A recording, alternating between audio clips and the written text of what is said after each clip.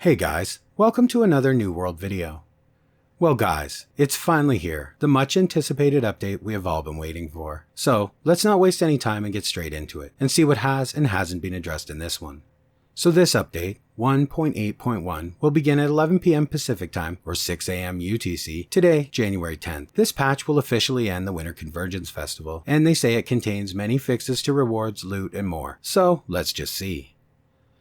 So for the economy, they have fixed the bug that was causing fast travel costs to be odd while traveling to settlements. They were in some cases a lot higher than normal. You may not have even noticed, but if you were wondering why you were all of a sudden always out of Azoth, that was why. They finally added the Sapphire Gypsum to the Starstone Barrow's mutated expedition. This has been a long time coming, and I know a lot of people were very frustrated with this, so that's a really good thing to see fixed. They have fixed an issue with life staffs from the Winter Convergence event. They were rolling with Keenly Jagged, which of course is not a life staff compatible perk, so it has been changed to Keenly Fortified. They fixed an issue that caused some named items to not drop in mutated versions of Garden of Genesis and the Dynasty Shipyard. For any of you wondering what these items were, they were from Dynasty Mutation Level 8, Purefire, Ill Whisper, Dusk Tear, and Swift Spark. And from Dynasty Mutation Level 9, Soul Flare, Rib Shatter, Lithe Spear, and Dread Scream. And from Genesis Mutation Level 8, the Scarlet Slayer, Blaze Claw, Culling Burn, and Thunder's Roar. So all of those should be back in the game after this patch.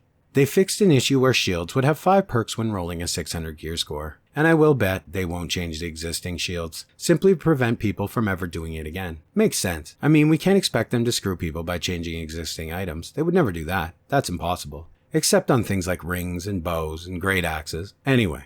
They fixed the missing icon on the Band of the Armed Men. That I've been waiting for a long time. I can't tell you how irritating it is. They re-enabled loot for several Brimstone Sands mobs that previously spawned too quickly. I know this one will make many people very happy. For combat, the Sword and Shield.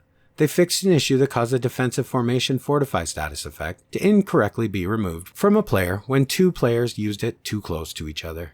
And they finally fixed the exploit that was going on with weapons, where if you respec a weapon, then press the number key to unsheath your other one, you would give that weapon the passive perks from the one you just respec. This was a huge problem and created combinations that verged ungodly. So I am so glad to see this fixed finally. It was in the game for far too long. For visual and UI, they fixed an issue with the Winter Wanderer's Flowing Cloak apparel. They fixed an issue where dyes on shields were being incorrectly applied to in-game store shield skins. Players that had dyes applied to shields will still have the dye applied to the base item, but not the skin. Nothing really too exciting for these UI fixes, but if you have been annoyed by the cloak, well, here you go. For PvP, they fixed a couple of big issues. They fixed a crash that sometimes happened in Outpost Rush when interacting with the turrets. I have experienced this many times. It's also sometimes triggered when you interact with the oil dumper on the doors. They fixed an issue that caused players' daily war limits to not reset correctly. This made some players unable to participate in the intended 2 wars, one attacking and one defending, per day per world. So guys, I am pretty happy to see a lot of these fixes. Having the loot return to Brimstone bosses, having the weapon exploit fixed, these are huge. And for me, I am happy to see the display icon fixed on the Band of the Armed Men. This won't be something everyone will be happy about, but seeing it in my jewelry stash always with a table icon or whatever, drove me completely nuts. Okay guys, well remember, 11 PM PST, the server is going down. So be sure to buy your winter recipes or whatever, use up your tokens before this patch, because you can't use them after. They'll be gone. And as always guys, thanks for watching, and I will see you in the next one.